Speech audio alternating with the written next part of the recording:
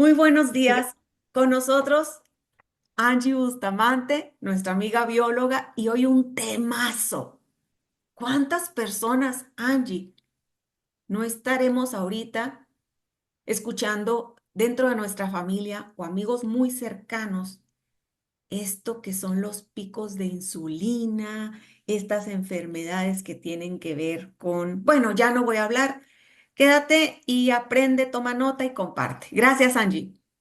Muchas gracias, Pame. Buenos días a todos por estar conectados y tienes toda la razón y aún así es mucha sorpresa. Todos los días cuando veo análisis en mis consultas y les digo, ¿qué crees? ¿Estás en resistencia a la insulina? La gente no le cuesta trabajo entender qué es eso y por qué estoy aquí, ¿no? Entonces esta plática es muy relevante justamente para poder entender por qué podemos estar en ese camino, pues ya, y quizá no lo sabes y el día que te enteres, pues va a ser cuando ya tengas el padecimiento más serio encima, como es la diabetes tipo 2, ¿no? Entonces vamos a entrar a este tema de resistencia a la insulina. Yo espero que sí se esté viendo la pantalla. Y bueno, sí, perfecto. Ok, entonces, ¿por qué es importante la insulina? ¿Cuál es su relevancia en la salud? ¿Por qué esta resistencia a la insulina es tan importante en la salud? Bien, pues esto se debe a que la resistencia en la insulina o a la insulina es la raíz de muchas enfermedades crónicas y crónico-degenerativas. Básicamente podemos considerar que es una epidemia silenciosa y muy poquita gente sabe que la tiene, ¿no? Por lo general la descubren cuando ya tienen a la enfermedad encima, porque no hay mayor síntoma. Solamente análisis de laboratorio te pueden indicar que tienes esa resistencia a la insulina. Más adelante en la charla vamos a ver cuál es el análisis que te permite saber si tienes o no resistencia a la insulina, si ya estás en ese caminito, ¿no? Entonces, de acuerdo al doctor Benjamin Bigman, él escribió un libro muy bueno que se los recomiendo, que se llama Why We Get Sick. En español es ¿Por qué nos enfermamos? Y básicamente él establece aquí la estadística de que la mitad de los adultos en Estados Unidos, China e India se sabe que tienen resistencia a la insulina. ¿Sí? Estamos hablando de la mitad de la población. Sin embargo, esos son los que la saben y yo les he dicho que esto es bien silencioso y la gente no se da cuenta. Entonces, lo que se estima es que la estadística real no es del 50%, es el 88% de los adultos con este padecimiento. ¿Sí? Bien, entonces vamos a entrar ya a ver los conceptos con los que siempre inicio para que sepamos de dónde partir, ¿no? Entonces, básicamente, la insulina es una hormona, es la hormona reina. ¿Y qué es una hormona? Una hormona no es otra cosa más que una sustancia química que está conformada por proteínas y que se secreta hacia la sangre por unas células especializadas cuyas funciones está el indicarle a otras células lo que tienen que hacer, ¿sí? Determinadas funciones. Estas son las glándulas. Entonces, realmente, en el caso de la insulina, podemos estar hablando que se trata de una hormona anabólica. ¿Qué significa esta de anabólica? Bueno, el anabolismo es una parte de nuestro metabolismo y en esta parte del metabolismo es donde se va a dar la producción, la creación, la formación, el crecimiento en el cuerpo, ¿sí? Entonces, esta hormona es secretada por el páncreas, ¿sí? Y como el resto de las hormonas, aquí el páncreas prácticamente no se ve, está escondido atrásito. Aquí está, miren, vamos a ponérselo. Si nosotros le damos la vuelta a esta imagen del cuerpo, el páncreas está justamente atrás del estómago y donde empieza el intestino, ¿sí? Entonces de frente no se ve, tendríamos que estarlo viendo por la parte de atrás. Entonces, como el resto de todas las hormonas que son secretadas en el cuerpo, la insulina se mueve y se distribuye a través del torrente sanguíneo, ¿sí? Esta hormona insulina, como se lo momentito, es considerada la reina de las hormonas porque a diferencia de otras hormonas que solo tienen una inferencia específica en algún órgano, en algún proceso, la insulina va a tocar a cada una de los trillones de células que tenemos en nuestro cuerpo. No es específica de un órgano blanco. La insulina es detectada por todas y cada una de las células de nuestro cuerpo y tenemos trillones de ellas. Esta es por eso la razón con la que se considera la hormona reina, además de las múltiples cosas que lleva a cabo en nuestro organismo, ¿no? Entonces, dependiendo de la célula a la que llegue la insulina, pues entonces se van a tener ciertos efectos o ciertas acciones que vamos a ir viendo a lo largo de esta plática, ¿sí? Entonces, bien, vamos a seguir con el páncreas para que veamos de dónde viene todo esto. Entonces, el páncreas, que es la parte que está ahí abajo del estómago, tiene dos regiones, una endocrina, que es en donde se producen las hormonas. Déjenme ver si la veo, que sería esta parte de aquí. Y la otra parte es la exócrina, que son estos como saquitos amarillos. Esta parte exócrina va a liberar algunas sustancias o enzimas para el proceso de digestión, mientras que en la región endocrina, que son las glándulas que están acá, estos islotes de Langerhans, es en donde se van a producir algunas hormonas. Principalmente lo que se va a producir es insulina en esta región que está aquí señalada en rojo. Esta es la parte endocrina donde se generan hormonas, no solo insulina.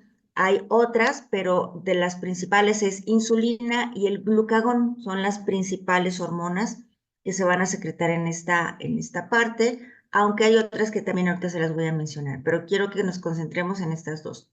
Y esta es la parte exócrina del páncreas, que es en donde se generan las enzimas digestivas, que se producen por este conducto verde, salen justamente a la parte del duodeno, en donde van a ayudarnos a completar este proceso eh, de digestión, ¿sí? Cuando empieza a salir del estómago ya el líquido de la digestión, ahí en este conducto viene, si se dan cuenta, este tiene dos entradas. Este que viene de arriba, que es el conducto biliar, y este que viene del páncreas, que es el conducto pancreático. Aquí se junta la bilis de la vesícula, las enzimas pancreáticas se liberan a esta zona del duodeno, y entonces cuando el contenido del estómago pasa hacia acá, esta bilis y estas enzimas terminan de desbaratar todas las moléculas de lo que comimos para que puedan ser asimiladas, ¿sí? En el proceso de digestión.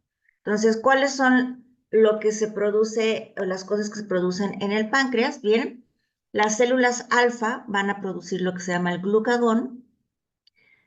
Las células beta van a producir lo que es la insulina y después tenemos dos tipos más. Las células delta van a producir lo que se llama somatostatina y las células PP van a producir el polipéptido pancreático. Esto es lo que básicamente hace nuestro páncreas y tiene que ver mucho con los procesos de digestión y también con procesos de regulación por las hormonas que secretan. Entonces, ¿qué es lo que hoy día sabemos que hace la insulina? ¿Sí? Nosotros siempre sabemos y relacionamos a la insulina con el papel de regular los niveles de glucosa en la sangre, ¿no? Lo sabemos muy bien. Cualquier persona sabe que cuando los niveles de glucosa suben, pues la insulina tiene que salir al torrente sanguíneo para ayudar a que estos niveles bajen. ¿Cómo va a bajarlos? Pues haciendo que esta insulina entre a las células, ¿sí? Entonces deja de estar presente en el torrente sanguíneo. Esta es la función más conocida de la insulina, ¿no? Entonces, aquí lo que pasa es que nosotros una vez que comemos algo, este alimento va a estar descompuesto por estas enzimas digestivas, el jugo gástrico, y también por las enzimas digestivas de la saliva, por la bilis de la vesícula y las enzimas pancreáticas que les acabo de explicar. Todo esto lo único que va a hacer es que si yo tengo, por ejemplo, un carbohidrato completo, es todas estas sustancias digestivas van a romper ese carbohidrato hasta su mínima expresión, que es glucosa. Y cuando llega al intestino ya llega en forma de glucosa y empieza a correr esta glucosa por la sangre y es cuando entonces el cerebro informa que hay glucosa que trabajar, que procesar, que meter que llevar al interior de las células. Y entonces da la señal al páncreas para que el páncreas empiece a liberar esta insulina, ¿no? Y entonces la insulina finalmente su papel es ser esta llave que va a ir y abrir la puerta de la célula para que entonces la insulina que está corriendo por la sangre pues pueda ir al interior de la célula. ¿Sí? Esto es básicamente el papel que tiene la insulina. Si se dan cuenta, sin esta insulina, sin esta llave, la glucosa no va a tener la capacidad de entrar a lo que es las células para brindarles la energía que éstas requieren. ¿Sí? Así que esto es lo que sabemos que hace la insulina. Ahora, esta no es la única vía. Cuando hay glucosa en la sangre, el páncreas va a secretar esta insulina para que lleve esta glucosa al interior de las células y tengan energía. Pero cuando las células están llenas, este exceso de glucosa que sigue circulando en la sangre va a ser convertido en tejido graso, ¿sí? Todo aquel exceso de glucosa que ya no puede ingresar a la célula se va a convertir en tejido graso. Eso es bien importante y no nada más la glucosa. Todo exceso en cualquier macronutriente, sea lípido o grasa, sea proteína, sea carbohidrato, va a convertirse en tejido graso. Y ahí se va a quedar como almacén. Es la reserva que tiene nuestro cuerpo para cuando necesite energía y no le demos, entonces él pueda tomar esta energía de este tejido graso. ¿Cómo va a suceder esto? Pues aquí es en donde va a entrar la otra hormona. Cuando los niveles de glucosa en sangre bajan, porque no hemos comido, ¿no? Cuando tenemos estos periodos de no comer entre nuestros alimentos, obviamente, pues no hay esa glucosa que llega de los alimentos circulando en la sangre. Entonces, lo que sucede es que nos baja la glucosa en sangre. Pero no nos va a pasar nada. ¿Por qué? Porque entonces entran en acción estas células alfas del páncreas que van a secretar el glucagón. ¿Y qué es lo que hace el glucagón? El glucagón lo que hace es justamente lo opuesto a la insulina. La insulina mete la glucosa a las células y el glucagón la saca y lo va a sacar justamente de estos depósitos de grasa que tenemos en el cuerpo, empezando por la grasa que está alrededor del hígado. Después, con la corporal, la primera que va a utilizar es la que está rodeando a nuestro hígado. Entonces, el glucagón lo que va a hacer es hacer que esta grasa que nosotros tenemos, convertirla en un proceso que se llama gluconeogénesis en azúcar o glucosa.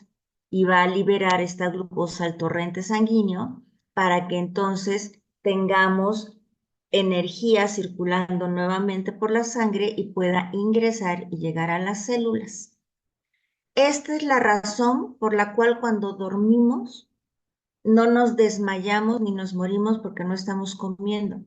Esa idea que se tiene de que si no como cada 2 horas o 3 horas me pongo mal y me voy a desplomar es falsa, es un mito. ¿Por qué? Porque nuestro cuerpo tiene la capacidad de llevar a cabo esta acción, esta función. Y si tú tienes depósitos de grasa en el cuerpo, sí o sí vas a tener energía. No te vas a desmayar, no te vas a desplomar. Únicamente a lo mejor en un principio te va a costar trabajo porque hay otras hormonas que engañan a nuestro cerebro bueno, no engañan, le avisan y le dan ciertas señales y entonces uno piensa que tiene hambre y sientes la bajada de energía, pero si tú le das al cuerpo la oportunidad de que el páncreas empiece con el glucagón y empiece a liberar glucosa, se acuerde de este proceso que casi no le damos permiso de llevar a cabo, entonces vas a sentir el segundo aire, vas a sentir la energía, te vas a sentir bien. ¿Por qué? Porque vas a estar ocupando a tu grasa como combustible y eso te va a ayudar, obviamente, también a disminuir tu tejido graso en el cuerpo, ¿no? Entonces, esta es la razón por la cual cuando dormimos o cuando hacemos ayunos, no nos desplomamos. ¿Por qué? Porque nuestro cuerpo tiene esta capacidad de convertir la grasa en energía. ¿Por qué? Porque gracias a ese proceso, el hígado libera la grasa, libera este azúcar y entonces nuevamente empezamos con el ciclo en el que va a empezar a llegar glucosa a nuestras células. Entonces, todo esto está en continuo trabajo. Funciona la célula alfa, funciona la célula beta, la alfa para liberar glucosa a la sangre, la beta para hacer que la glucosa entre a las células. Entonces, si nosotros dejamos que nuestro cuerpo funcione como debe funcionar, esto va a estar funcionando perfectamente y tú ni te vas a enterar. Si no, si eres de las personas que no permite este cambio en este ciclo, entonces te va a costar un poco de trabajo al inicio, pero no es imposible porque es algo que el cuerpo por millones de años ha hecho. Entonces nada más tiene que recurrir a su memoria celular y volverlo a hacer. Y una vez que lo empieza a ser eficiente todo este proceso. ¿Sí? Bien, ahora, ¿qué es esto de la cuestión de la resistencia? ¿Por qué se genera la resistencia a la insulina? Entonces, bien, ya vimos la importancia y la relevancia que es que tiene la insulina, ¿sí? Entonces, es bien importante que debamos trabajar correctamente esto de no hacer que tengamos mucha en la sangre, pero tampoco muy poca, ¿no? O sea, tiene todo que estar muy bien balanceado. Cuando nuestras células y eventualmente nuestro cuerpo se vuelve resistente a la insulina, es cuando las células van a requerir más cantidad de lo normal de la insulina. ¿Sí? Imaginemos o veamos esta imagen aquí. Llega el camión lleno, imaginemos que el camión es la célula y las personas es la glucosa, y ya está lleno. Ya no hay forma de que ingrese más glucosa a la célula porque simple y sencillamente ya no cabe. Pensémoslo cuando estamos lavando una botella. Cuando lavamos una botella y le estamos echando jabón y todo, y luego queremos que el jabón salga, ¿qué hacemos? Dejamos la botella bajo el chorro de agua hasta que ésta se llena y empiece a echar hacia afuera parte de esta agua y de esa manera sacamos el jabón, ¿no? Eso pasa igualito también con nuestras células. Cuando ya está llena, no hay forma de que más líquido, en este caso más glucosa, siga entrando a nuestras células. Entonces, aquí va a llegar un momento en que si nosotros tenemos más glucosa, pues vamos a requerir más insulina para que esto suceda. Y entonces quiero que piensen en un artesano que pinta tazas a mano y le quedan hermosas, ¿no? Hace su taza y le empieza a pintar y queda linda y hace a lo mejor una o dos al día y de repente, y se pone a venderlas ahí afuera de su casa. Entonces, de repente pasa una influencer y las ve y dice, wow, están padrísimas estas tazas y les hace un video y lo hace viral y todo. Y de repente el señor empieza a recibir gente que le quiere comprar tazas. Y entonces, en vez de hacer una o dos al día, de repente se ve la necesidad de hacer 15 o 20 o más, porque hay gente que está yendo a comprarle porque alguien hizo la difusión y entonces, como la influencer dijo, voy y compro mi taza. ¿Qué es lo que va a pasar? ¿Las tazas van a seguir siendo iguales? Por supuesto que no. Si el Señor le dedicaba toda la calma y la paciencia y la inspiración a hacer una o dos al día a mano, cuando tenga que hacer 20, va a ir decayendo la calidad en su dibujo, ¿no? Pues así pasa también aquí.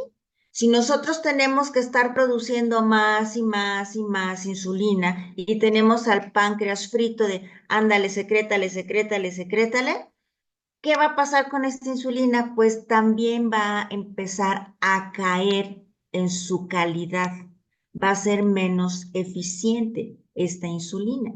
Y entonces hay dos cosas aquí. Una, ¿no? La exposición genera resistencia.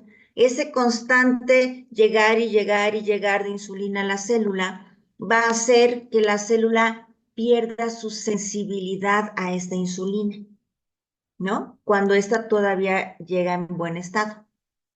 Si está llena, va a decir, ya no, no puedes entrar, ya no puede entrar más glucosa, ya no cabe. También estamos generando esa resistencia.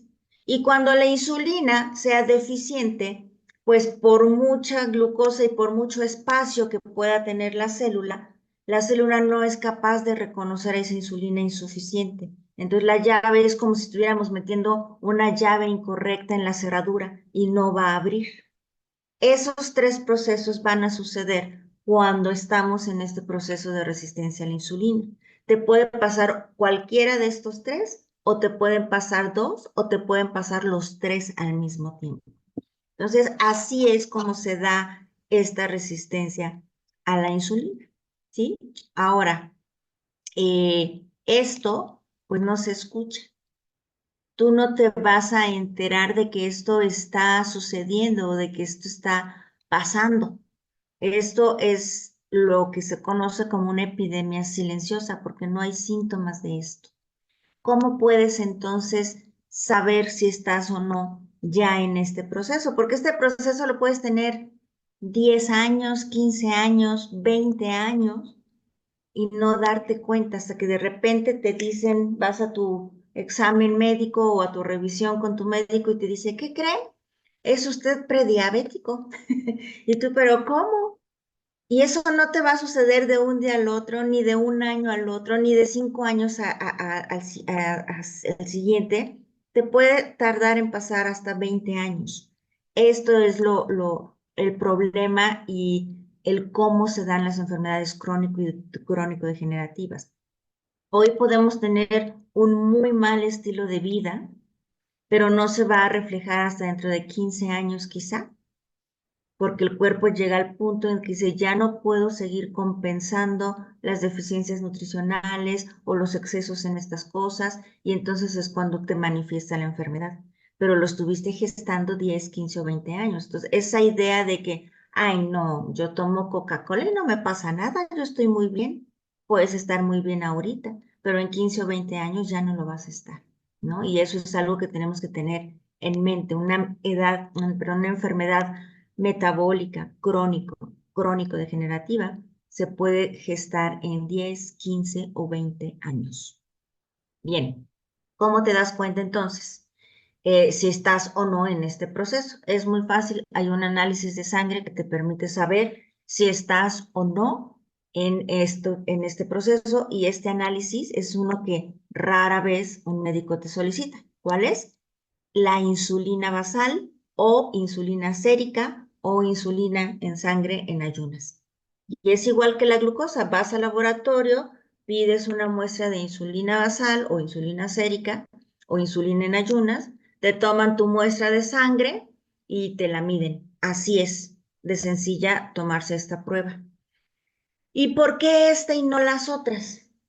El análisis de glucosa, en lo personal, lo considero poco valioso porque no da mucha información. ¿Por qué? Porque el nivel de glucosa en sangre lo único que me revela es cómo comiste el día anterior a tu estudio. No más.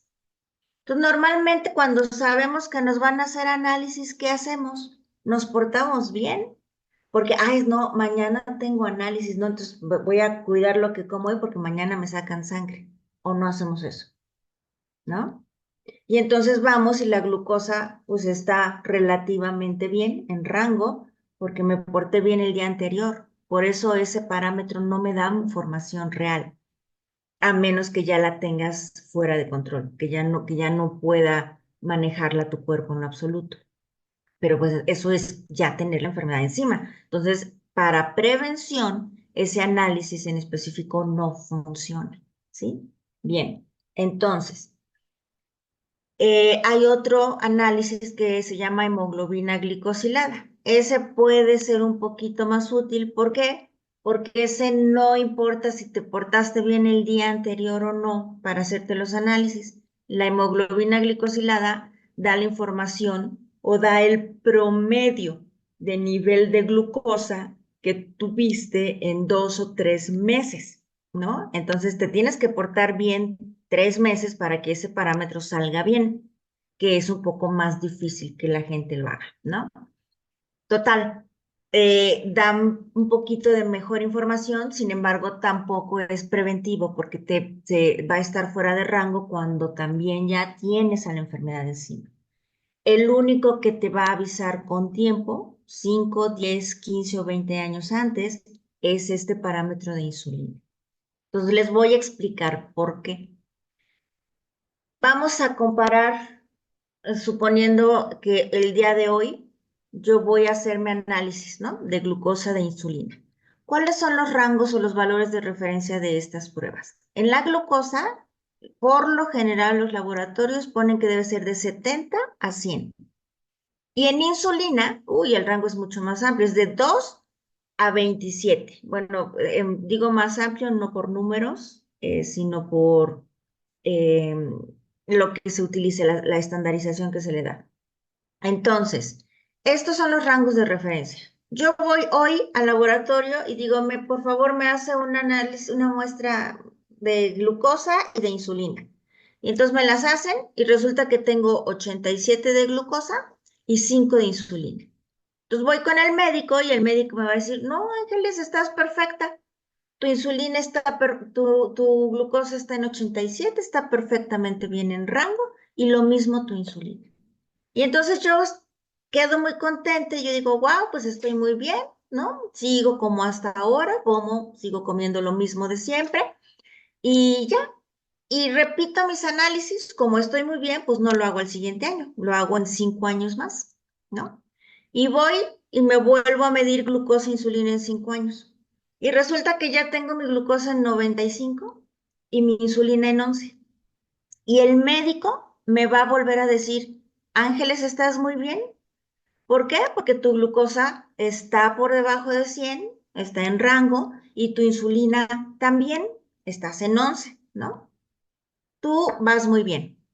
Y entonces yo sigo confiada, sigo con mis mismos hábitos, sigo comiendo las mismas cosas y vuelvo a ir en 5 años a hacerme estudios. 5 años ya van a ser 10 años a partir de mi primera muestra. Y en estos 10 años a partir de mi primera muestra, llego y resulta que tengo 100 de glucosa y 25 de insulina. Y aquí el médico todavía me va a decir que estoy bien. Me va a decir, ¿sabes qué? Estás bien, estás dentro del rango, pero estás en el límite, estás limítrofe. Yo te recomiendo que empieces a cuidar lo que comes, ¿no? Fíjense, 10 años después de mi primera análisis. Y entonces pues, yo salgo de ahí y digo, ok, pues estoy limítrofe, pero en rango todavía. Entonces a lo mejor el primer mes cuido lo que como y después me empiezo a relajar y empieza a pasar el tiempo y yo termino regresando a mis hábitos viejos. Vuelvo a ir a los 5 años a hacerme análisis, que ya van a ser 15 a partir del día 1 de mi muestra, del cuadrito verde, y resulta que ya tengo mi glucosa en 118 y mi insulina pueden pasar dos cosas. La insulina puede estar fuera de rango, como un 28 que les puse aquí, o puede estar en 11, ¿no? Puede venirse hacia abajo, dependiendo lo que esté sucediendo en tus células, puede ser el número hacia mayor o hacia la media en insulina, pero la glucosa ya fuera de rango. Y aquí entonces el médico me va a decir, Ángeles, eres prediabética, que ese término no debe existir, porque o eres o no eres, ¿no? Si ya te dicen prediabético, tú considérate ya que tienes a la diabetes encima. ¿Qué es lo que sucedió aquí? Y quiero que observen este rectángulo, este cuadro, estos tres rectángulos, el verde, el amarillo y el naranja. Si ustedes se dan cuenta en estos números, yo necesité cada vez más insulina para mantener dentro del nivel a la glucosa. Eso es resistencia a la insulina. Y yo tenía insulina desde el día hoy. ¿Por qué? Porque una insulina a partir de 5 me está diciendo que ya estoy en este caminito de resistencia a la insulina. Si tú quieres corroborar esa parte, tu insulina tiene que estar por abajo de 5. Si tú tienes 5 hacia arriba, aunque esté en rango, tienes ya este proceso de resistencia a la insulina. Así que mucho ojo con esto. ¿De acuerdo? Este es el único análisis en sangre que te puede avisar con mucho tiempo. Vean, a mí me avisó 15 años antes que yo ya estaba en el proceso de resistencia a la insulina. Me avisó 15 años antes de tener diabetes que yo ya estaba en ese camino. Entonces, si ustedes acostumbran en sus análisis medirse también la insulina, pues es muy fácil que se den cuenta si ya van para allá o están bien. Y la meta es siempre tenerla abajo de 5. Si ustedes están arriba de 5, hay que hacer cambios para que no sigamos avanzando con todo este proceso, ¿sí? Tenemos que tener mucha atención en esto. ¿Por qué? Porque en el menor de los casos, menor entre comillas, ¿verdad? Vamos a tener esta prediabetes o diabetes. Pero cuando hay problemas con la insulina, tenemos múltiples padecimientos, no nada más diabetes. Por eso les recomiendo mucho que lean este libro de por qué nos enfermamos. ¿Por qué? Porque la insulina está relacionada a otros padecimientos, ¿no? A lo mejor no te haces diabético. Una persona con resistencia a la insulina no necesariamente es diabético. Por ejemplo, una jovencita que desde niña, ¿no? Fue alimentada con leche de fórmula y luego creció como niña con mucho dulce en su alimentación, con estos yogurts bebibles, con estas galletitas, con postres, con premios, con cosa y media. Y a los 18 años, úpale, oye, pues es que tengo problemas, me duelen mucho mis ciclos, bla, bla, bla, va y se revisa y el ginecólogo le dice, ¿qué crees? Usted tienes el síndrome del ovario poliquístico. ¿Cómo? ¿Pero por qué? Porque tienes resistencia a la insulina, ¿no? Entonces, la resistencia a la insulina no nada más nos va a conducir a diabetes, esa es la más conocida y la más frecuente quizá, pero la resistencia a la insulina te va a llevar a múltiples padecimientos. Aquí en esta imagen te lo digo, ¿no? ¿Por qué? Porque los efectos de la insulina van a depender, eso te lo dije al inicio, van a depender de a qué célula llega la insulina, ¿sí? Entonces, por ejemplo, cuando llega la insulina al hígado, este empieza a producir grasa, ¿sí? Y entonces vas a empezar a tener posiblemente un hígado graso también, ¿no? Cuando llega al músculo, entonces el músculo empieza a generar nuevas proteínas, ¿no? Desde la punta de la cabeza hasta la punta de los pies, la insulina va a regular algo en cada una de las células a la que llegue. Entonces, todo esto va a influenciar a las células en cuanto a términos de energía, hacerles cambiar su tamaño, hacerle cambiar su producción en hormonas si es que generan algún tipo de hormonas esta célula. Va a determinar incluso si una célula va a vivir o va a morir. Todo esto ocurre en un proceso de nuestro metabolismo que se llama anabolismo. Por lo tanto, la insulina es que se considera una hormona anabólica. Y como se los dije, en el anabolismo se dan todos los procesos de producción, creación, formación, crecimiento, etcétera. Entonces, pueden suceder cosas muy sencillas en las personas como el acné, ¿no? El acné también tiene resistencia a la insulina, las enfermedades cardiovasculares o problemas de triglicéridos altos o problemas de hipertensión o infartos cerebrovasculares o formaciones de trombos cerebrales o trombosis en general, ¿no? O los trombos mesentéricos que se pueden presentar también en el intestino. También puede causar problemas neurológicos como, por ejemplo, el desarrollo de Alzheimer, de Parkinson, de migrañas. Puede causarnos neuropatías o dolores neurológicos. Puede afectar la salud reproductiva, como lo dije con el síndrome de ovarios poliquísticos, porque una chica, una persona con ovario poliquístico no puede nomás embarazarse.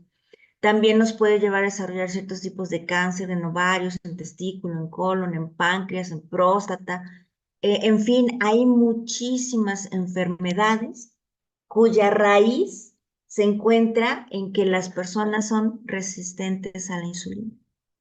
Entonces, no solamente puedes ser diabético, puedes tener cualquiera de estos padecimientos que yo acabo de mencionar, crónico-degenerativos, y todos tardan en gestarse muchos años.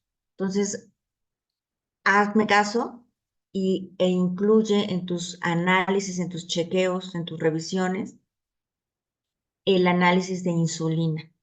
Solo es, si se te olvida el nombre, nada más es insulina en ayunas, en sangre, se acabó. Con eso cualquier laboratorio te lo hace, no requieres ningún orden médica para que te la hagan, tú puedes llegar y solicitarla y te la dan.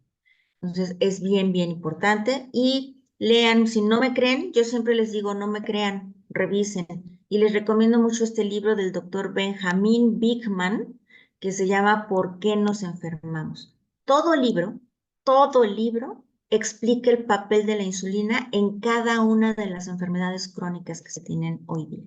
Entonces ustedes pueden ver que realmente la resistencia a la insulina forma parte del problema raíz de estos padecimientos crónicos y crónicos degenerativos. Entonces, bien, pues yo aquí se los enumeré todos: enfermedades cardio y cerebrovasculares, desórdenes neurológicos, salud reproductiva, cánceres, envejecimientos prematuros, salud gastrointestinal, salud renal, obesidad, incluso los problemas que vienen en el síndrome metabólico. Este es el libro, aquí en inglés y en español, que les recomiendo que revisen para que entiendan un poquito a más detalle cuál es el papel que genera la insulina en cada uno de estos padecimientos crónicos y crónico-degenerativos. ¿Sí? Léanlo, de verdad no se van a arrepentir.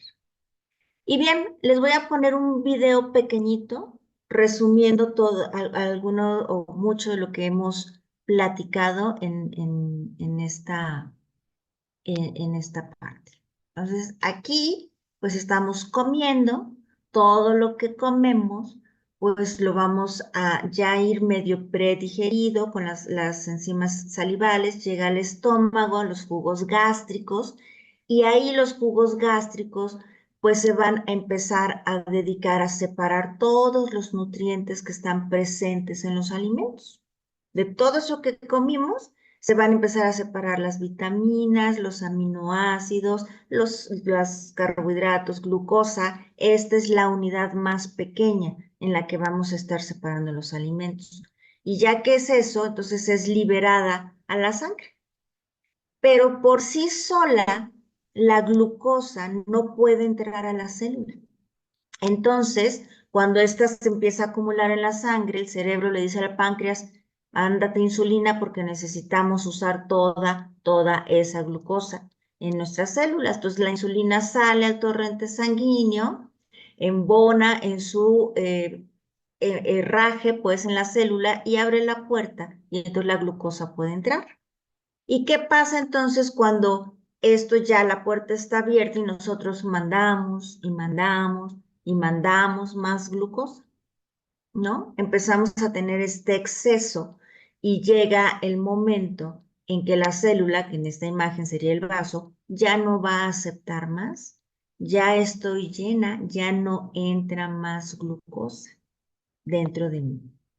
Y entonces todo esto extra va a empezarse a almacenar como tejido graso en el mejor de los casos, pero va a generar estos picos de insulina, que es lo que nos va a llevar a la resistencia. las células van a perder esa sensibilidad. Va a llegar la insulina a la célula, pero la célula no la va a reconocer o no la va a pelar. Y entonces cuando llegue la glucosa a querer entrar, pues aunque esté ahí la insulina, no le va a ser posible, no le va a ser dado este acceso a que ingrese a la célula.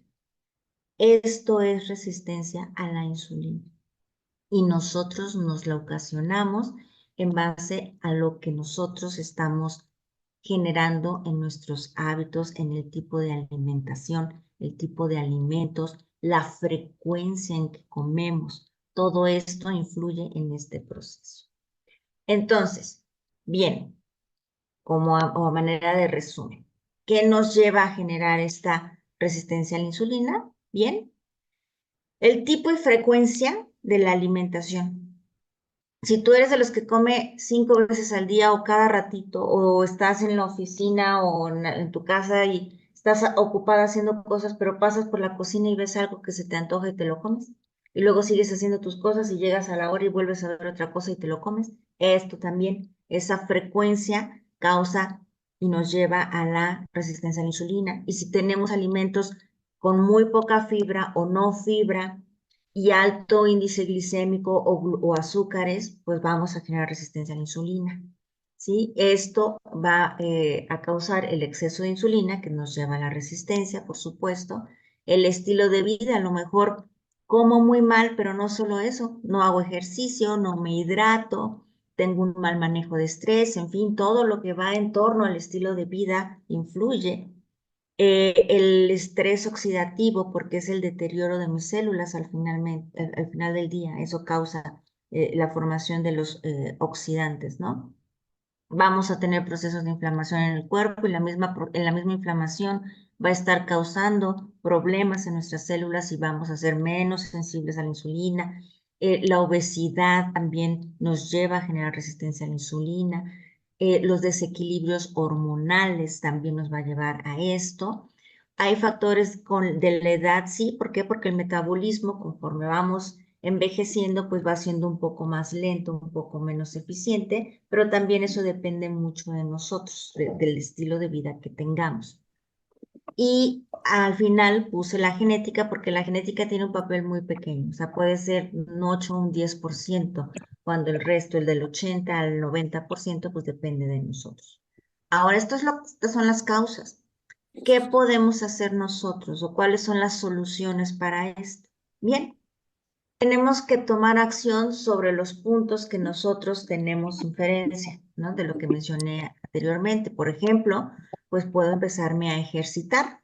Hacer ejercicio nos ayuda mucho a disminuir los niveles de glucosa en sangre. ¿Por qué? Porque cuando hacemos ejercicio, las células requieren más energía y por lo tanto va a ser más fácil que esta glucosa ingrese a la célula en vez de estar afuera estimulándome más insulina. Si nosotros empezamos a hacer ejercicios de fuerza, empezamos a desarrollar músculo, pues tenemos mayor número de células y entonces hay más número de células a las cuales repartir glucosa. Entonces, hacer ejercicio siempre nos va a ayudar a mantener bien los niveles de glucosa. Entonces, eso es algo que yo puedo empezar a hacer. También tengo que empezarme a alimentar correctamente. ¿Qué es alimentarse correctamente? Comer máximo 3 veces al día.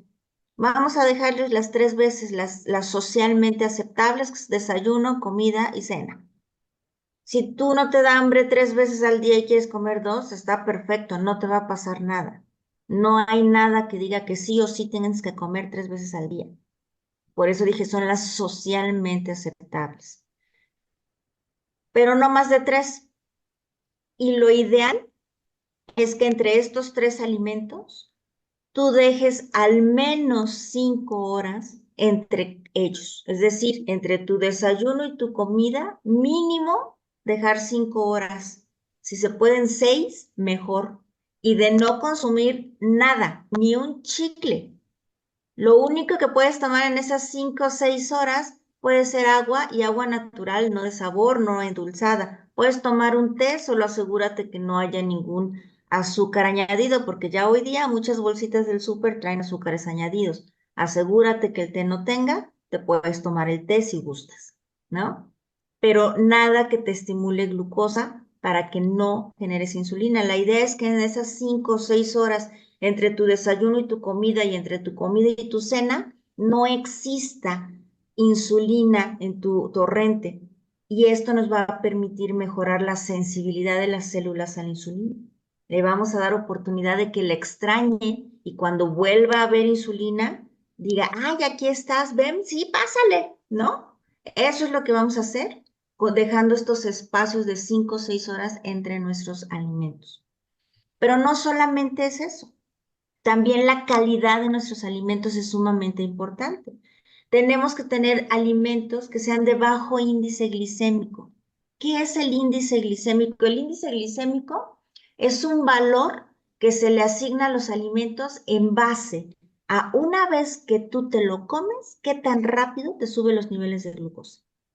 Si te sube la glucosa rápido, como un refresco, como un plátano, esos alimentos se les asigna un valor arriba de 50, dependiendo qué tan rápido. Los refrescos creo que están por 70, si no, o 80. El azúcar misma está en 100, la miel también está por 50, 55. Entonces hay que evitar alimentos por arriba del valor del 50. ¿Cómo los conoces? Muy fácil. Tú métete a Google y pon índice glicémico de los alimentos y te aparece. Es más, si tienes duda de uno, puedes poner índice glicémico de la avena y te va a decir, chas, la avena cruda tiene 45, cocinada en el agua 50, cocinada en leche 60, o sea, así te va diciendo el índice glicémico. Tú siempre procura que tu alimentación sea con alimentos que estén idealmente por debajo del 40, ¿sí? También hay que procurar que no sean carbohidratos simples, que sean carbohidratos complejos, es decir, los que son una cadena, una maraña, imagínate un estambre enredado. Y tú para desenredarlo, pues te toma tu tiempo y tienes que ir encontrando la punta y tienes que irlo desenredando. Entonces, eso pasa con los carbohidratos complejos. El cuerpo lo va desmarañando de a poquito y por lo tanto de a poquitos te va liberando glucosa y eso hace que tu glucosa esté más estable y no en picos, ¿no? Sin embargo, un carbohidrato simple, así como te lo tomas, pues entra a la hebra desenredada y así como te lo tomas, así te sube la glucosa. Entonces, ¿cuáles son los carbohidratos complejos? Los vegetales, las verduras. Esos son los carbohidratos que debemos tener en la alimentación. Los complejos, las verduras, los vegetales. Y esto pues va a hacer que no tengamos este tema de generar picos ni de glucosa y por lo tanto tampoco de insulina. Esos son los carbohidratos que debemos de tener en nuestra dieta. Bien, las medicinas. Normalmente la medicina normal o tradicional tiene ya una enorme variedad de medicamentos, de generaciones, de diferentes generaciones que dan a las personas para tratar este problema. Entonces, miren, aquí de las que les puse las primeras tres, lo único que hacen es que su páncreas secrete más y más insulina. Las últimas 5 van en otros aspectos, desde mejorar la calidad de la insulina hasta más bien regular el glucagón, inhibir que se dé la absorción de carbohidratos para evitar que haya demasiada glucosa, pero al regular el glucagón, pues hacen que éste saque glucosa a través de la orina. Entonces, estos medicamentos pues están más enfocados ya propiamente un tratamiento de diabetes, de mantener niveles de glucosa bajos, más que de corregir la resistencia a la insulina. Y si tú corriges la resistencia a la insulina, vas a corregir tu diabetes. La diabetes, aunque te digan que no, puede ser reversible, dependiendo cuánto tiempo la tienes, cómo la has manejado, puede o no ser reversible y bueno, también depende de lo que tú decidas hacer, porque si tú no lo haces, por más que yo te pueda decir que te la revierto, pues no se va a revertir si tú no haces lo que te corresponde, ¿no? Bien, el que más se utiliza para trabajar la sensibilidad a la insulina es esta, es la metformina. Esta, incluso a chavitas que tienen ovario poliquístico y demás, les mandan la metformina para trabajarles la resistencia a la insulina. Sin embargo, pues este tiene otro tipo de efectos secundarios, ¿no? Entonces puede sí mejorar la sensibilidad a la insulina, pero también nos va a ayudar a que el hígado disminuya la secreción de glucosa, o sea, inhibe el glucagón. Y esto va a, también a causar que haya una disminución en la absorción de carbohidratos en el intestino, lo que va a causar vacíos nutricionales. Entonces, y causa desórdenes digestivos. Las personas que toman metformina es bien frecuente que vivan con diarrea. Entonces, esto no es la mejor solución porque no te resuelve el problema de raíz. El problema de raíz es arreglar esta resistencia a la insulina. Entonces, ¿cuáles son los pros y los contras de todo esto? Ok, estos medicamentos te van a regular las cifras de glucosa, te van a controlar los síntomas de las neuropatías, incluso ya hoy día hay medicamento para todo tipo de síntomas. Todo lo que tú refieras, ya el médico tiene un medicamento para quitarte eso, ¿no? Contras, los costos. ¿Cuánto gasta una persona en todos estos medicamentos? Todos, absolutamente todos los medicamentos tienen efectos secundarios y ninguno resuelve el problema. Únicamente te disfrazan el tema porque tú dices, ya no tengo los síntomas, pero la enfermedad la sigues teniendo, no te están curando, te están escondiendo los síntomas. Y además te generan dependencia. Si tú dejas ese medicamento, pues vas otra vez para arriba en todos tus niveles y empiezas a tener el problema presente. Y eso, cuando a ti un medicamento te esconde el síntoma, te da una falsa seguridad a ti y al médico de que van por buen camino, porque tú llegas a tu consulta, tú te sientes bien porque, ya no tengo esto, ya estoy bien, ya me siento bien, ya me curó el doctor y la enfermedad sigue estando ahí. El día que tú dejes ese medicamento, ¡pum!, se va a manifestar. Y el médico, cuando tú le dices, pues, ¿qué cree? Que ya no tengo esto, ya no tengo lo otro, dice, pues vamos por buen camino, pero no te está quitando la enfermedad. Eso es lo que tienen que tener bien claro, ¿no? Y además, ninguno de estos medicamentos va a evitar que aparezcan las complicaciones propias de estas enfermedades crónico y crónico-degenerativas. Entonces, ojo, no te vayas por esta vía o no te confíes al 100% en esta vía, porque es muy engañosa. Necesitas tú trabajar el origen del padecimiento para que tú puedas decir realmente que vas a corregir. Entonces, aquí si quieren tomarle captura de pantalla a esta imagen, es el listado, son alimentos que sí nos van a ayudar a estar bien, alimentos que no van a estimular mucho nuestra insulina. Aquí te pongo cuáles son los aceites correctos y adecuados para consumir, para que no te generes una inflamación crónica. Esto te va a ayudar mucho.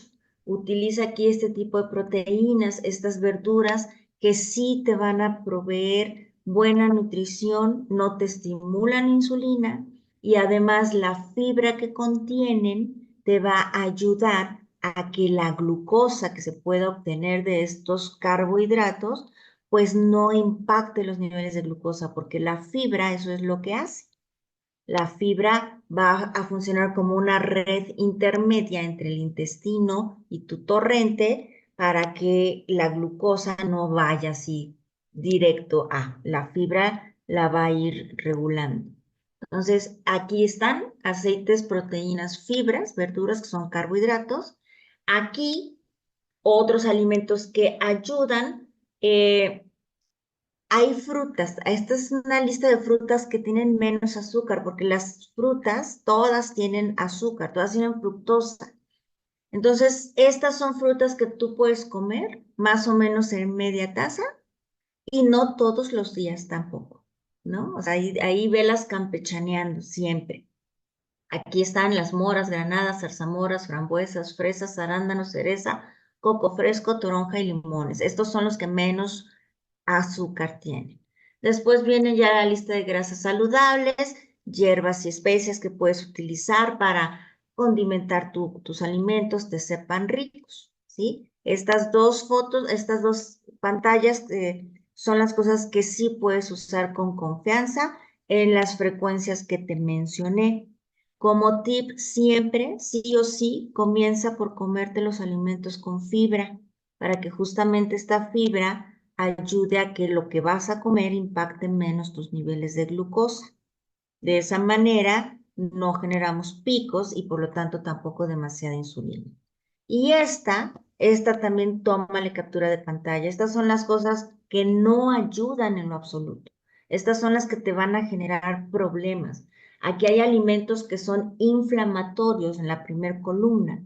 Y después lo que te recomiendo que dejes fuera de tu alimentación o que consumas muy, muy de vez en cuando, porque cualquiera de estos alimentos que ves aquí en pantalla te van a causar temas de enfermedades crónico-degenerativas, inflamación y entre otros temas, ¿no? Tu resistencia a la insulina como estos.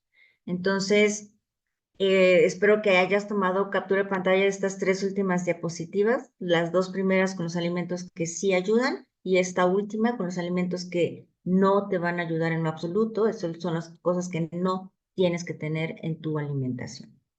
Bien, ¿y por qué? Estamos hablando en términos de resistencia a la insulina, porque todos estos nos la van a estimular mucho. ¿De acuerdo? Bien, ahora sí, vamos a pasar ya a la parte de las preguntas. Si tienen alguna pregunta, alguna duda, estoy aquí a sus órdenes. ¿Quieren que las vaya leyendo? Vamos a irnos hasta arriba. Yo me acabo de hacer esos estudios. Salí con 87 de glucosa y con 9,2 de insulina basal. ¿Cómo ando? ¿También tengo resistencia entonces? Es correcto. Sí, si tienes 9, es arriba de 5, cualquier insulina arriba de 5 es resistencia a la insulina. Tienes que hacer lo que te dije, comer no más de 3 veces al día, dejar 5 o 6 horas entre los alimentos y comer el tipo de alimentos que mencioné.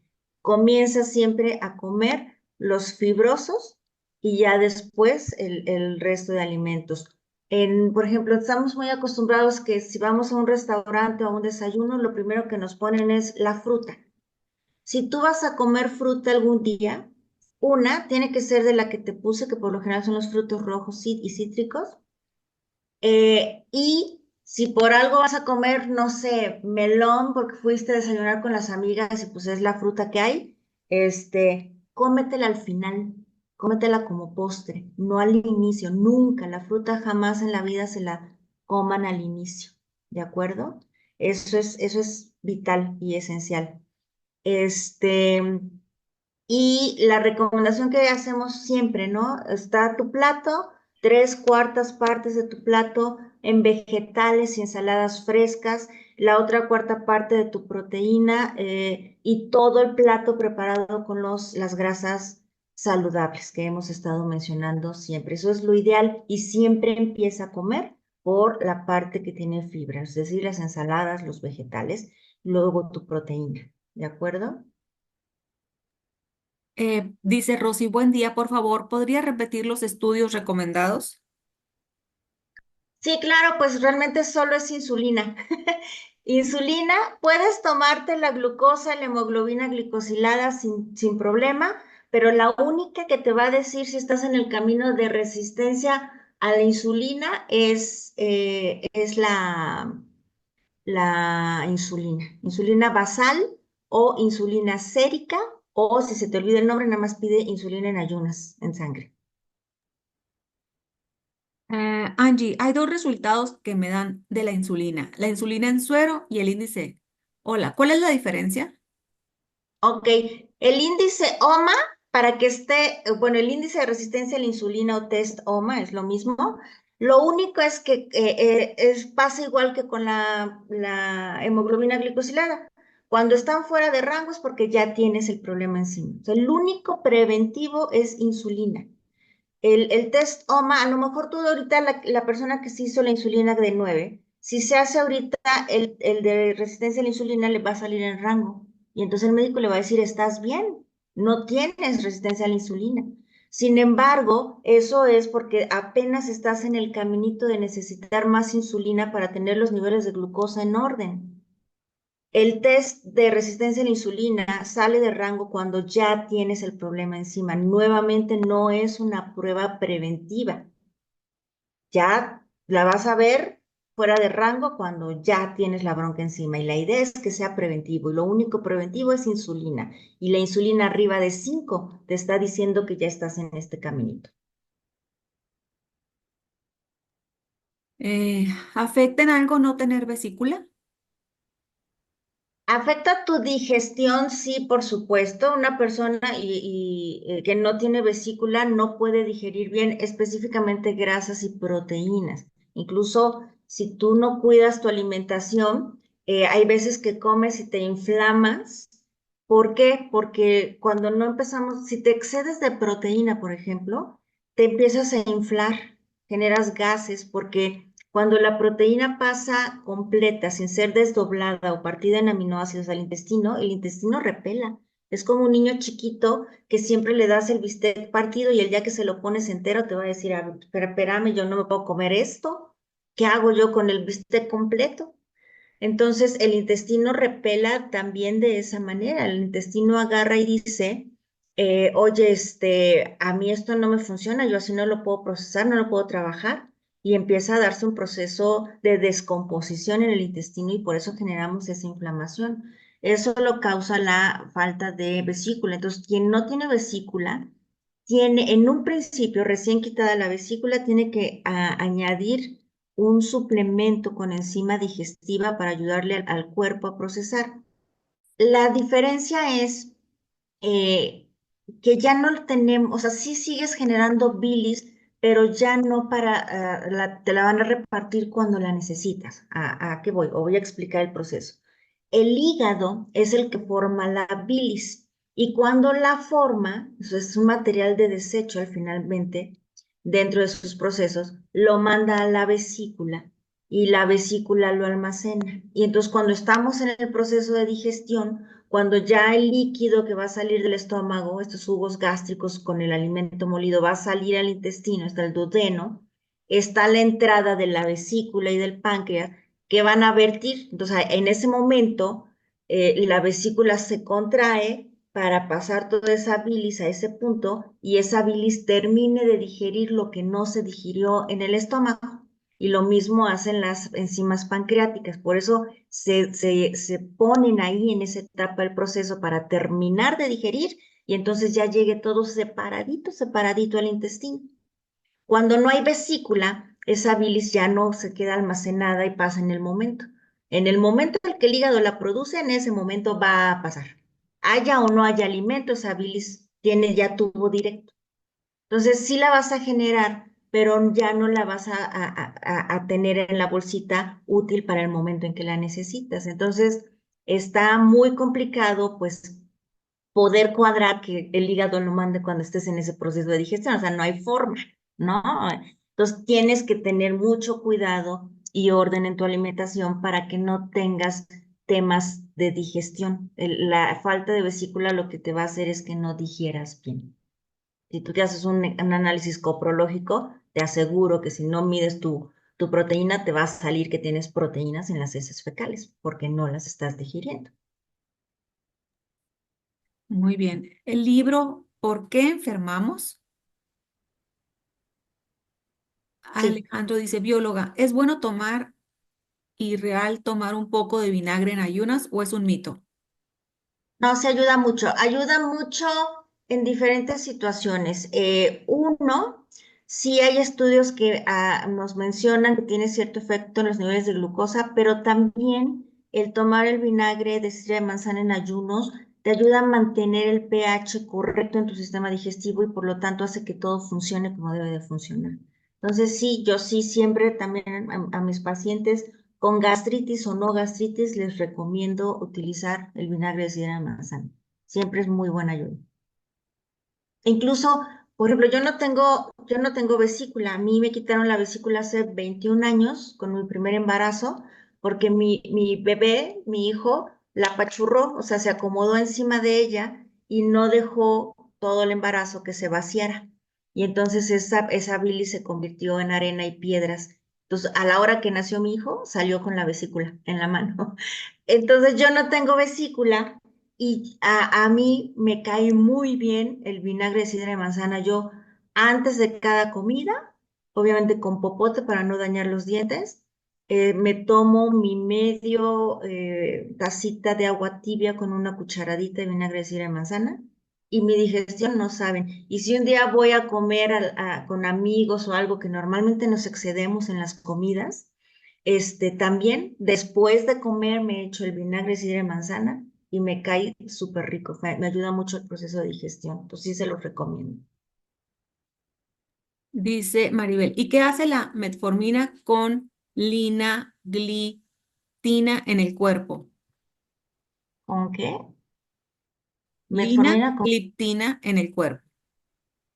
No conozco la segunda, te diría una mentira. Tendría yo que revisar la segunda que me dices. Otra es bióloga, la dapaglifloxina. ¿Es conveniente tomarlo? Dapla, a ver, Da, con D de dedo, dapaglifloxina. ok, es un inhibidor del contransportador de sodio y glucosa, disminuye el nivel de glucosa en sangre, haciendo que los riñones eliminen más glucosa en la orina.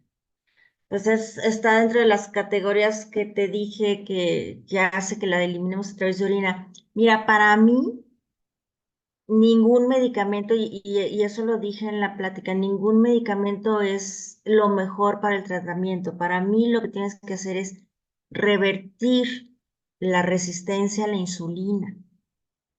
De esa manera vas a ir dejando los medicamentos. O sea, yo no te estoy diciendo que ahorita dejes tu medicamento. No, eso tampoco se hace nunca.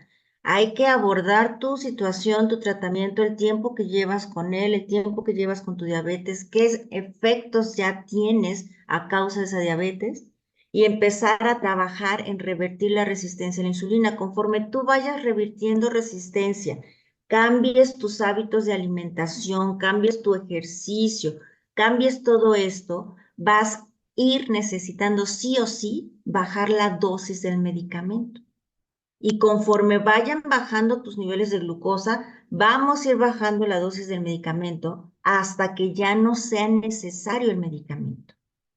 Pero eso tiene que ser gradual y lo tenemos que ir haciendo en conjunto con tu médico y yo con el nutriólogo clínico, siempre a la par. Y siempre ambos vamos regulando esa parte de la medicina para que llegues al momento de que no requieras ningún medicamento. El medicamento no es la solución al problema, el medicamento no te va a curar. Eso lo tienes que tener bien claro. Así es. ¿Qué pasa si retiro toda el azúcar de mi dieta y todas las frutas? Ok, te vas a empezar a sentir requete bien. Cambia, la verdad mira, es difícil hacerlo, no porque te cueste trabajo, sino porque hoy día toda la comida procesada tiene azúcar. Todo, o sea, si tú vas al súper, el 90% de las cosas que vende el súper tiene azúcar incluida, aunque sea un alimento salado, aunque sea el Nor Suiza tiene azúcar, aunque sean chiles en chipotles, tienen azúcar. Jamones, salchichas, tienen un mundo de azúcar. Entonces, decir que te quitas el azúcar de tu dieta completamente es complicado si sigues comiendo ese tipo de alimentos. La única manera de quitarte el azúcar de tus alimentos es comiendo solo aquello que la naturaleza te la da en la forma en la que la naturaleza te lo da. O sea, verduras, todos vegetales, hortalizas, granos, semillas y las carnes, ¿no? Eso, así puedes decir que te estás quitando el azúcar. Obviamente quitándote la fruta. Yo en general no como fruta tampoco. Es bien raro que me coma una fruta. Y si lo hago siempre como postre. Si un día tengo ganas de un postre, me como algo al final de la comida, pero es muy raro porque casi en mi casa no compro fruta. Ya acostumbré a todos en casa y no comemos fruta realmente, pero es difícil hacerlo porque los alimentos la contienen. Entonces, hay, tienes que dejar prácticamente de comprar tu súper en el súper. Tienes que irte al mercado, al tianguis y comprarte tus verduras, tus lechugas,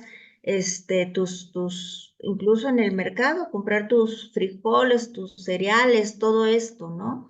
Tu carne también, búscalas de libre pastoreo, porque luego ya el ganado lo están alimentando con estas croquetitas que contienen soyas, que contienen azúcares y entonces, pues de todos modos te terminas echándote todo. Entonces, búscalas de libre pastoreo, que todavía coman pastito, para que sea más saludable el asunto, el tema. Entonces, es difícil realmente dejar el azúcar por este tema, no porque te cuesta trabajo. Y de hecho, mira, en una semana el paladar te cambia. Si tú logras quitarte el azúcar una semana, o sea, de comer cosas que de veras no la tengan, eso incluye la leche tiene azúcar, la lactosa es azúcar, ¿sí? Entonces, si tú logras quitarte ese azúcar una semana, cuando por algo comes un alimento que la tiene, pero mira, así te das cuenta porque te sabe demasiado el azúcar, te cambia el paladar súper rápido, o sea, el cuerpo es muy noble y se acostumbra bien rápido.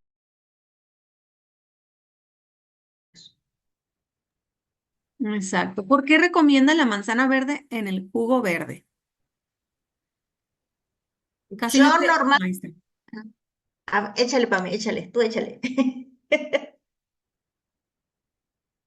Perdón, te iba a So- decir que no te oigo, pero ya te escuché, ya te escuché. Ya. ok, mira, realmente es muy raro que yo te recomiende un jugo, aunque sea el verde. A mí los jugos no me agrada recomendarlos porque los desprovemos de la fibra y entonces impactamos directamente todo eso en el hígado. Entonces, a mí me gusta cuando alguien me dice jugo verde porque está acostumbrado, porque le pone la proteína o porque esto, oye, ok, licuado, nada tiene que pasar por extractor y vegetales.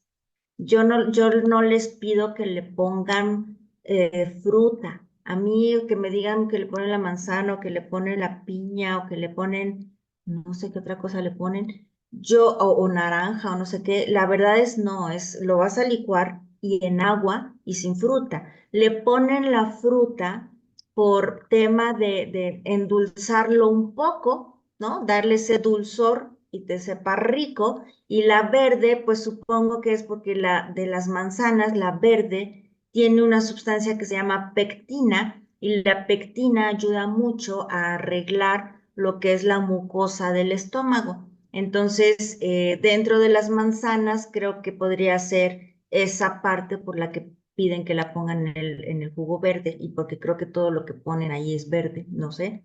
Pero en realidad yo difícilmente te voy a decir que te eches un jugo. No, yo es algo que no voy con los jugos. Dice Jessica, la harina de almendras no está recomendada. Está en los que puse como no recomendados, ¿no? Pues de hecho puse muchos tipos de harina ahí.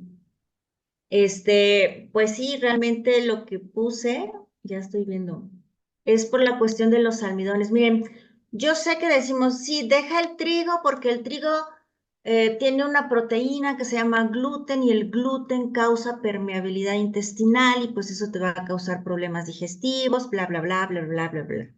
Sí, y entonces la gente va y dice, ok, pues entonces voy a encontrar panadería sin gluten y se empiezan a empacar el pan sin gluten. Entonces es exactamente lo mismo, aunque sea hecho de harina de almendras, de coco, de garbanzo, de lo que sea, sigue siendo un carbohidrato refinado. Y en términos, todo lo que yo les puse aquí que no, es para términos específicos de resistencia a la insulina. Estas harinas son carbohidratos refinados y eso no ayuda a la resistencia a la insulina. O sea, esto no es, a lo mejor esta restricción que yo les puse de alimentos que no ayudan, no es igual para alguien que tenga un tema, no sé, de hipotiroidismo.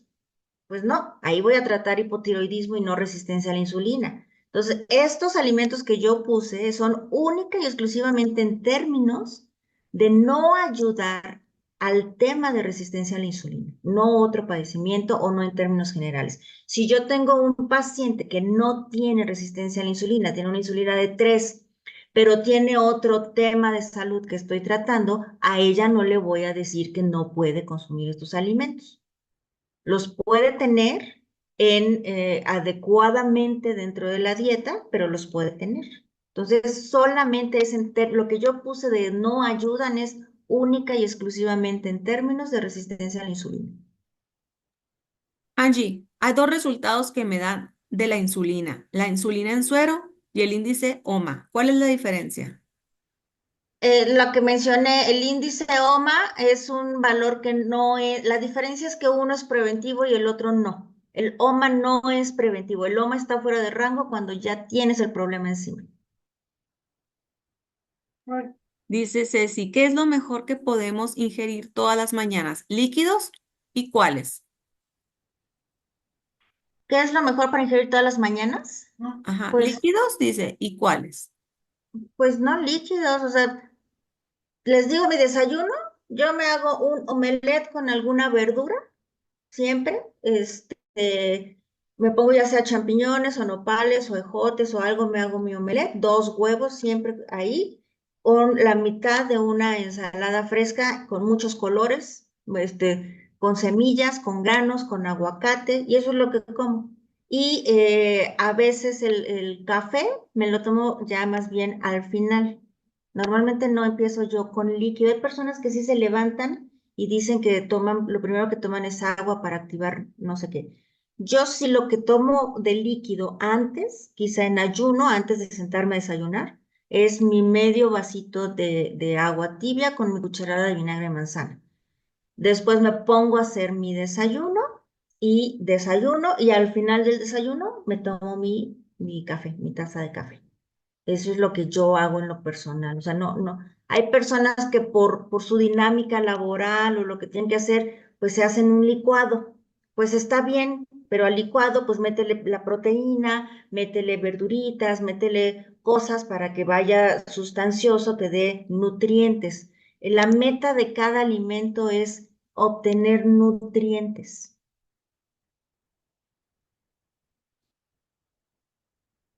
Dice, si se está inyectando insulina, ¿se puede revertir o cómo? Pero creo que ya lo respondiste que sí, ¿verdad? Sí se puede revertir. Si puede, se va a ir bajando la dosis de insulina poco a poco hasta que no se requiere insulina, pero se mantenga con medicación y ya después va a seguir bajando esa medicación hasta que nos deshagamos de la medicación. O sea, tiene que ser gradual y va a ir siendo poco a poco. Y eso sí, durante este proceso, si lo deciden hacer conmigo, yo siempre pido algo y son estos monitores que se pegan aquí abajo del brazo, porque yo ándale ese que traes ahí, Pame. Incluso a veces hasta me los pongo yo con el paciente. Cuando el paciente lo va a hacer, yo voy también y me pongo el mío para que veamos. Estos monitores son muy importantes cuando vamos a empezar a hacer los cambios porque necesitamos ir viendo cómo se comporta su glucosa y cuidar que no baje. Y cuando llega a ciertos niveles es momento de ir reduciendo el medicamento para que no les baje demasiado porque es más peligroso que baje a que suba. Entonces, es bien importante monitorearlo y esos sensores pues nos permiten monitorearlo todo el tiempo sin estarse picando, nada más se pasan el lector y ya les dice cuánto tienen. Entonces yo siempre les pido ese, se dura 15 días, nos da muy buen tiempo para ir viendo cómo trabaja el cuerpo y cómo se van comportando y cómo se tiene que ir cambiando todo. ¿Es necesario que sea vinagre de manzana o también puede ser el vinagre casero?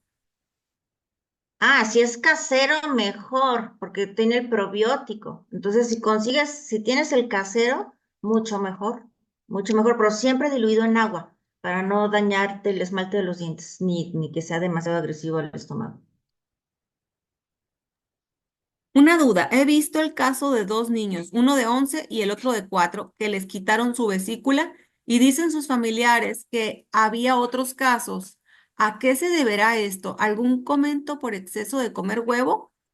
¿Cómo? A ver, otra vez, no entendí Una bien. duda, he visto el caso de dos niños, uno de 11 y el otro de 4, que les quitaron su vesícula y dicen sus familiares que había otros casos. ¿A qué se deberá esto? ¿A alguna comento por exceso de comer huevo? Pues no, digo, exceso a comer huevo es que comiera huevo mañana, tarde y noche, ¿no? O sea, uno puede comer huevo todos los días y no pasa nada. Lo único que puede pasar si comemos huevo todos los días es que seamos un poquito resistentes a la albúmina, que es la proteína del huevo. Entonces, de repente, en vez de asimilar los, no sé, 12 gramos que te da de proteína el huevo, pues asimiles 7 o 5, ¿no? Pero de ahí en fuera no hay mayor problema. Acá el tema es la digestión, o sea, el no tener el pH adecuado en el estómago altera este proceso de digestión, puede causar problemas vesiculares. ¿Por qué? Porque si tú no tienes el pH adecuado, la digestión no se da como se tiene que dar y entonces no funcionan los órganos como tienen que funcionar. Entonces, a lo mejor no podían hacer la contracción real, bueno, correcta de la vesícula. En el caso del de 11, en el de 4, yo creo que ahí había otro tema. No creo que, no es algo tan normal, no sé por qué les haya sucedido tan pequeños, pero bueno, puede influir el pH. Si nosotros tenemos un pH incorrecto, que es bien frecuente, no tener el pH correcto en el estómago, vamos a causar problemas de gastritis, colitis, problemas biliares, de no estar deshaciéndonos bien de la bilis y todo esto. Y el no deshacerse bien de la bilis es lo que lleva a que esa bilis se piense a convertir en arena y después se hagan las piedritas y después pues te la tienen que quitar, ¿no? Habría que ver a más detalle qué es lo que estaban haciendo, comiendo y viviendo estos niños y viendo todos los casos. A lo mejor era una situación, luego se dan cosas por zonas dependiendo a lo que están expuestos. Entonces habría que revisar todo el caso. Creo que es algo completamente fuera de todo esto que estamos viendo y habría que analizar los casos individuales y en qué punto convergen también. Dice, ¿es malo comerse los vegetales licuados? No, mientras no los cueles.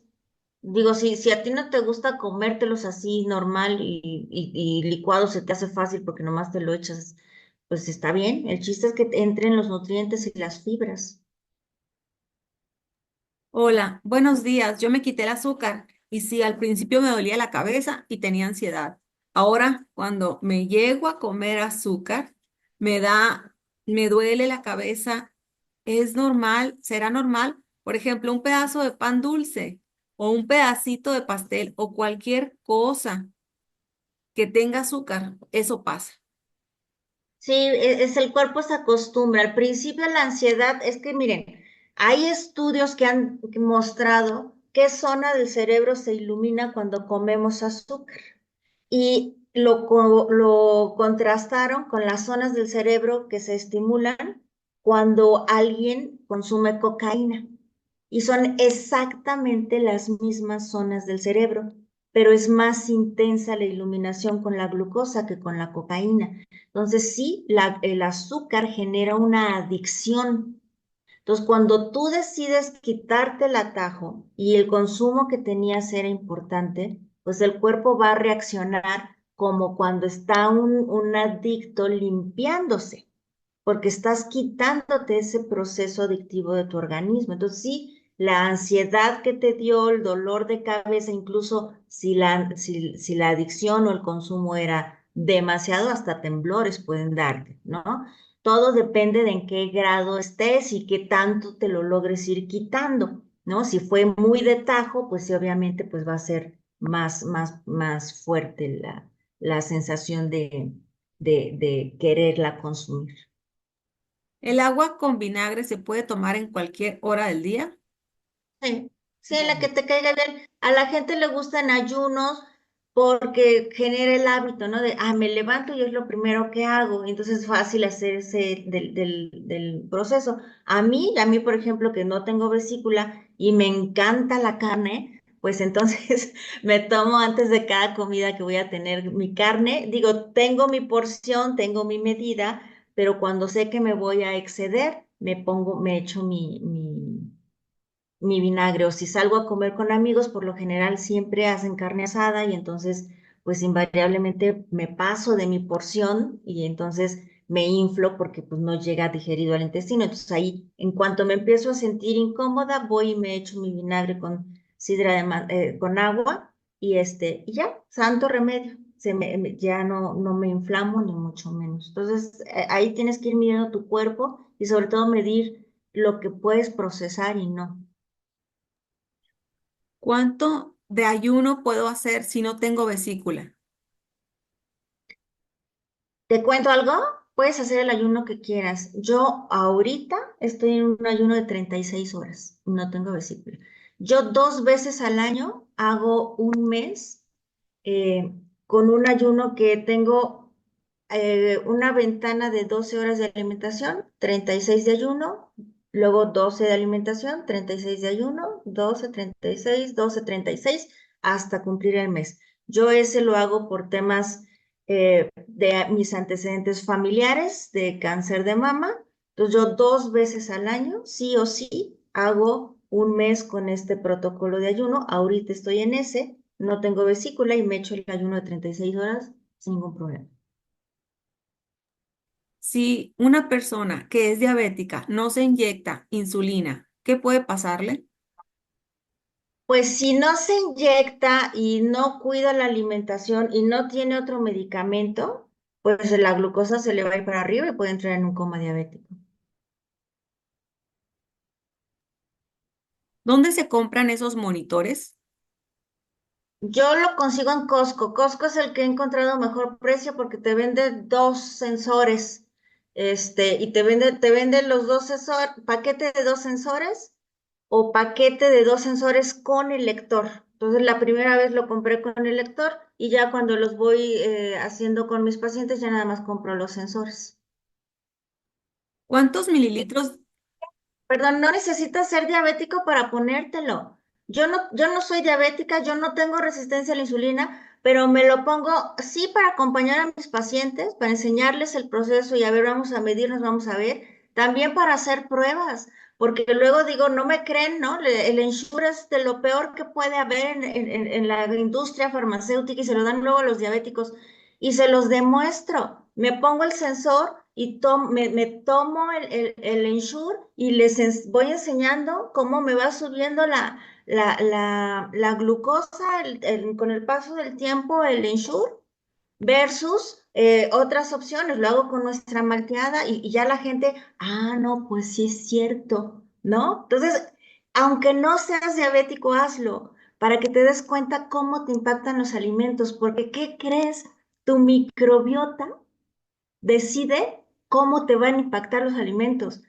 En mi casa, mi marido y yo hemos hecho la prueba. Comemos lo mismo, incluso los alimentos pesados para comer la misma cantidad y nos medimos la glucosa los dos. A él le sube la glucosa y a mí no. ¿Por qué? Por la microbiota. Él, por su cuestión laboral, pues se ve más expuesto a comer en la calle, comer con clientes, estar viajando. Y yo, pues sí, cuido toda mi alimentación, estoy en casa, controlo todos mis ingredientes, controlo todo. Y entonces la microbiota que tenemos él y yo es diferente. Y a mí el mismo platillo no me sube la glucosa y a él sí. Entonces, eso también es bien importante. Por eso es importante luego poner estos sensores aunque no seas diabético. Si yo ya vi el alimento que me sube la glucosa, ¿qué creen que es? El mole. Si yo como mole, la glucosa se me va a los cielos. Bueno, no a los cielos, hay niveles. Me sube,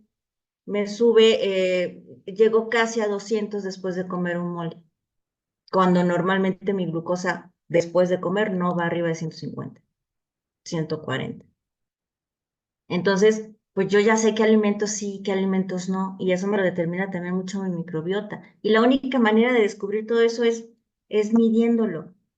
Lo que no se mide, no se sabe. Así como ustedes, nosotros, Carlos y yo, traemos el monitor y no tenemos diabetes. Y luego, por ejemplo, hace 2 días, unas peras que estaban aquí en la casa. Y dije, ¿sabes qué? Me voy a comer una porque como mantequilla así de, se me hacía súper dulce, como dice Angie, ¿no? vas limitando el azúcar y cuando te comes algo se te hace súper dulce. Pues estaba con la pera, y la cortaba con un cuchillo un pedacito así, luego se me deshacía en la lengua, los granulitos de azúcar los sentía así, de que a la torre qué dulce, ¿cuánto me irá a subir el azúcar? Dije, ¿cuánto me irá a subir la glucosa, no?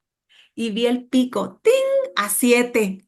Dije, wow, con la pera, mira, Carlos, ¿qué pasó conmigo? Porque cada quien, a Carlos, ¿qué pasó con él?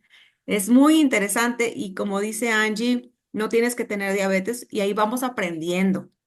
Dice, ¿cuántos mililitros de vinagre de manzana agrega a su vaso de agua? No, pues nunca mido mililitros, yo uso cucharada. Cuando vas a empezar, hay gente que no le agrada el sabor del vinagre en agua. Siempre es en agua, en medio vaso de agua siempre. Yo recomiendo tibia porque cae más rico, se siente bien rico cuando tomas el agua tibia con el vinagre en todo el tracto. Cuando la gente, si a la gente no le gusta, les digo que empiecen con una cucharada cafetera, las cucharadas chiquitas. Y ya que están acostumbradas al sabor y todo, ya pueden pasar a la cucharada sopera. Yo hoy día uso la cucharada sopera, pero es al tanteo, no mido mililitros. Dice, sí, tomo una cucharada de aceite de oliva en ayunas y quiero empezar a tomar el agua con vinagre de sidra de manzana. ¿Cuál debo tomar primero? El vinagre. El vinagre, porque lo que hace el aceite de oliva te va a generar una cubierta. Entonces, si te recubre, cuando tomes el vinagre no lo vas a asimilar. Primero el vinagre. A ver, ¿qué me falta? Angie, ¿qué pasa con los procedimientos de desintoxicación como los tratamientos de cortisol detox que se basan en malteadas, alimentos sin gluten, ni harinas, ayunos y colaciones entre comidas? Veo a gente que baja de peso de manera increíble. Sí, claro. O sea, por supuesto que cuando tú cambias todo eso vas a bajar, pero eso no es sostenible. No lo puedes hacer toda la vida. Entonces, en el momento en que ese protocolo cambia y regresas a tu alimentación de siempre, ¿qué te va a pasar? Vas a irte para arriba otra vez. Entonces, tampoco es el método. Los detox están bien, hay que hacerlos, no te hacen daño, pero tienes que modificar todo en torno, no nada más hacerlo y ya, bajé 10 kilos y regreso a lo de siempre y aunque suba 15 al rato lo vuelvo a hacer. No, eso es hacerle un daño a tu cuerpo. Entonces, lo ideal es que tú tengas un estilo de vida correcto, adecuado, alimentación, ejercicio, hidratación, manejo de emociones. Puedes hacer ayuno intermitente, sí, claro, de, no sé, 16 horas, está bien. Y eso sí es sostenible. Cuando tú tienes un estilo de vida correcto, eso es sostenible. Y entonces vas a bajar de peso, vas a llegar a tu peso equilibrio y te vas a quedar ahí. ¿Por qué? Porque ya tienes el estilo de vida, vas a seguir con esos hábitos de manera ya sostenida a lo largo del tiempo, toda tu vida, y te vas a mantener bien. Esa es la gran diferencia de hacer estos programas así, que te meten todo eso de jalón. Sí, los beneficios son enormes, pero no te cambian el hábito. Y en cuanto tú regresas a tu hábito de siempre, vas otra vez a donde estabas inicialmente, si no es que peor, más. Así es, dice, ¿ayuda a checarse la glucosa en casa diario? Pues esto que tenemos del monitor es en casa, tú te lo pones y tú te lo mides en casa. Te sirve para darte cuenta de cómo se comporta tu cuerpo ante ciertos alimentos, ciertas bebidas, ciertas cosas. Entonces, incluso emociones, si de repente te llevaste un susto o te enojaste o algo, mídatela para que veas lo que pasa con tu glucosa. Para eso sirve este monitor. Y yo prefiero este monitor a que te estés picando todos los días el dedo. ¿No? Hay diferencia, esta es directamente en la sangre y esta es intersticial. En esta te tienes que esperar más de media hora, 40 minutos antes de tener una lectura real. Esta pues es más inmediata porque estás hablando en sangre. Esa es la única diferencia, pero te funciona exactamente igual, te da información, te ayuda a conocerte. Y si tú te conoces, vas a tener un mejor manejo. pero es ocasional el que un alimento te dispare la glucosa, como por ejemplo, si te comes un mole y te la sube, ¿cómo se bajaría y cómo te afecta con el mole, por ejemplo? Ok, si yo me como el mole y el azúcar se me sube, o sea, cuando vi 200 dije, no, ¿qué? ¿Cómo? Y en ese momento me puse a hacer ejercicio para que se me bajara la glucosa. O sea, me fui al baño del restaurante y me puse a hacer movimientos de brazos y de piernas y rápido para quemar esa glucosa que tenía yo arriba y me empezara a bajar. O sea, sí hay ciertos ejercicios específicos, sobre todo mover los brazos así rápido, rápido, rápido, rápido, rápido, rápido, ayuda a que si tú tienes la glucosa alta en ese momento, hazlo y te va a empezar a bajar. Hay ciertas técnicas que aprendí hay un doctor excelente que tiene un programa que se llama Be Welly, que justamente trabaja con revertir la diabetes. Y es el doctor Gerardo Ochoa, y él me enseñó esta parte de los ejercicios y alimentación y todo. Con él estudié todo esto para revertir la diabetes. Y él está en Cancún, pero es excelente en este sentido. Y entonces sí, si hay manera, hay ejercicios, si hay cosas que puedes hacer. Obviamente, pues esa vez era un evento y todo, pues no, no, yo siempre empiezo a comer con una ensalada. Yo siempre como la ensalada y luego ya paso al plato fuerte, no como pastas, no como arroz. Pero esa vez, pues era el mole, era entrarle al mole.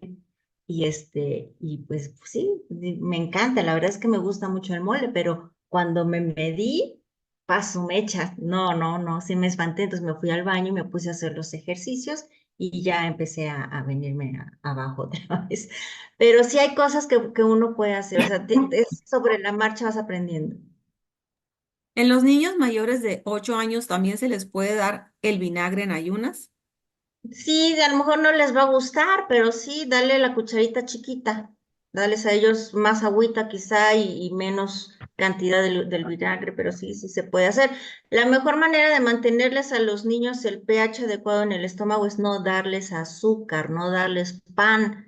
Esos alimentos, panaderías, galletas, dulce, es lo que alcaliniza el estómago. Entonces, quita esos alimentos de su dieta y no tiene problemas con el pH del estómago.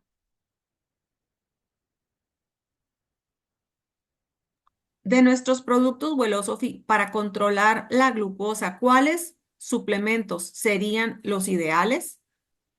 A mí me gusta la Natural Balance. La Natural Balance está hecha con carbohidratos complejos que te ayuda a tener los niveles de glucosa más lineales, más estables. Entonces, para mis pacientes que tienen el tema, yo les recomiendo la Natural Balance. Y la de sin Mm. sabor, además. Ajá, la Protein Blend. Pues muchas gracias, están ya diciendo. Muchas gracias. ¿Qué número es ideal para mantener la glucosa? ¿Qué, qué número ¿Qué es número ideal? es O sea, ideal? la glucosa a mí, pues alrededor de 80. Para mí un buen control está en 80, pero no es tanto la glucosa, es la insulina. Una insulina de 3 sería lo mejor. Entonces, enfócate más bien en insulina y que esté alrededor de 3. ¿El vinagre en ayunas rompe el ayuno? No, Ok, no, no lo rompe. gracias por toda esta capacitación. ¿Podrías decirnos cómo te cuidas tu cabello? Se ve bien el tono. Pues yo solamente me baño con shampoo Oriflame, uso el Duology de caída de cabello. Este, por mi esposo realmente, pues para cuidarle a él su cabello, pues compro ese y pues usamos el mismo. Y a veces sí le pongo un poco de matificante. Encontré un shampoo de estos morados que no tienen siliconas, no tienen sulfatos, no tienen parabenos, no tienen no sé qué. Y entonces lo que hago es, yo en un frasquito aparte, diluyo el Duology con el morado, lo revuelvo y con ese me baño. Y son mis canas, lo que ves son mis canas. No, yo no me pinto el cabello ni nada. Y qué Yo tengo padrísimo el 50. corte de cabello que traes además. Padrísimo. Gracias, Bien. gracias. Recomendaciones de los productos wellness para los enfermos renales. Híjoles, ahí sí depende. ¿Se dializan o no se dializan? Si se dializan, no hago recomendación porque son cosas ya muy específicas. Tengo que conocer muy bien el caso para saber qué sí darle y qué no darle. Entonces, en términos de padecimientos renales, sí soy muy estricta y si no me voy a animar a decirte algo abierto aquí. Necesito conocer tu caso específico. Y sí, de hemodiálisis, dice. Sí, no, ahí sí no te voy a decir nada. Necesito conocer el nivel de funcionamiento del riñón, o sea, necesito conocer muchas cosas antes de decirte qué. Gracias, es muy valiosísima la información que nos compartes. Gracias, gracias, gracias. Dice, comparte la marca, Angie, dice Juanita. ¿De qué de este? ¿Será ajá, Del shampoo, híjoles, no me la sé. Lo muy compro en, completa la plática, muchas gracias.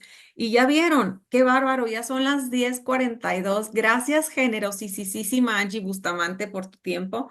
Ya luego que tú tengas chance, porque en Facebook vas a ver una cantidad de comentarios, preguntas, y ya en otro momento, porque qué bárbaros, de verdad, le agradecemos a Angie tanto, de verdad el tiempo. La repetición, la grabación la pueden ver en nuestra comunidad a tu manera en Facebook, es una página, ahí está ahorita. Y ahorita al finalizar la subo en mi canal YouTube, Pamela Ibarra. Y de verdad que gracias, Angie. Puso ahorita sus contactos, cómo la puedes encontrar, su WhatsApp. Dice Angie, ¿de sí, casualidad podrías dar una plática sobre el Parkinson? si me dan tiempo de prepararla, sí, porque me tomo un poquito más de un mes porque ando con muchas cosas en la cabeza. Con tiempo lo puedo hacer, si quieren, lo podemos hacer, nada más si me voy a tardar, no menos de un mes. A lo mejor empezando el catálogo uno A lo mejor del sí. 2025, ¿verdad? Catálogo uno del 2025, porque ya se está acabando el año. Ya nomás nos queda catálogo el primer miércoles de catálogo 17 con Angie y luego ya es catálogo uno, o sea que se va de volada. Sí, Entonces sí, a lo quizás, mejor. quizás sí para el uno, porque sí, la verdad es que yo soy demasiado dedicada. Yo me meto a estudiar mucho cada tema, por eso me toma mucho tiempo hacer las pláticas, porque vaya que reviso, comparo, analizo, entonces sí me toma mucho tiempo hacer una charla. Muchísimas gracias por esa pasión, por saber, por enseñar, por compartir. Gracias, Angie. Y Con bueno, mucho gusto. ahora ponerlo en la vida, ¿verdad? Un día a la vez, un día a la vez a Es, ponerlo a trabajar. Ah, ahora sí que dicen, gracias, Pame y Angie, Dios las bendiga, más bendiciones a ustedes. Gracias a muchas todos. Y se queda grabado. Ahí está en página a tu manera en Facebook y ahorita lo subo en YouTube, Pamela Ibarra. Perfecto, muchas gracias a todos por su tiempo. Que tengan muy buen miércoles. Gracias, Angie. Abrazos. Igual, bye bye. Gracias. Bye bye.